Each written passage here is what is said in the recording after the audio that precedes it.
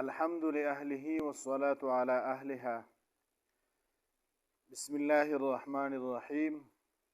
قاعدة تجوید القرآن، سبق نمبر 12. دو زیر دی دو نخوتا دو زیر وای. دو زیر همیشه د حرف نه لاندې وي. د دو زیر بل نوم هم تنوین دی. تنوین ورته ځکه وایي چې په آخر کې د نون ساکن آواز پیدا کیږي. با نون زیر بن او با دو زیر بن، د نون ساکن آواز پکې پیدا شو. مفرداتو ته ویلو هغه درې طریقې دي: با دو زیر، تا دو زیر، ثا دو زیر، جیم دو زیر. اوله طریقه.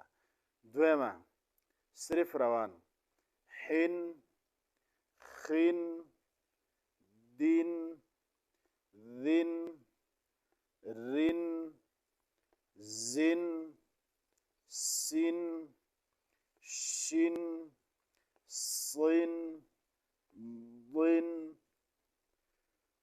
طن، ظن، عن، غن، ثن، قن، کن، لن، من.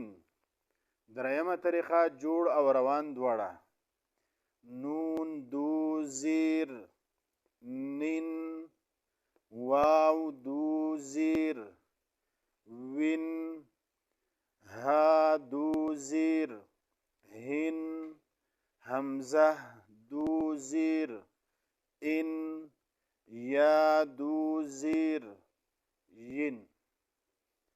مرکبات د هغې چې څنګه مخکې څلور طریقې وي، دلته هم څلور طریقې دي. اوله طریقه جوړ په طریقه روان: ا جا څه جوړ شو؟ اجا. لن څه جوړ شو؟ اجلن. صرف جوړ: را پیش، سین پیش څه جوړ شو؟ روسو.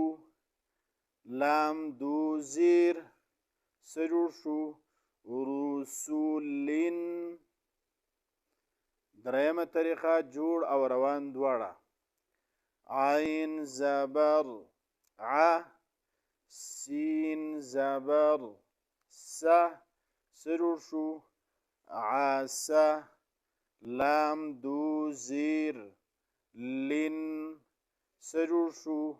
عسلن. څلورمه طریقه تر آخره: بدمن، عمد، علق، فروش، نسك،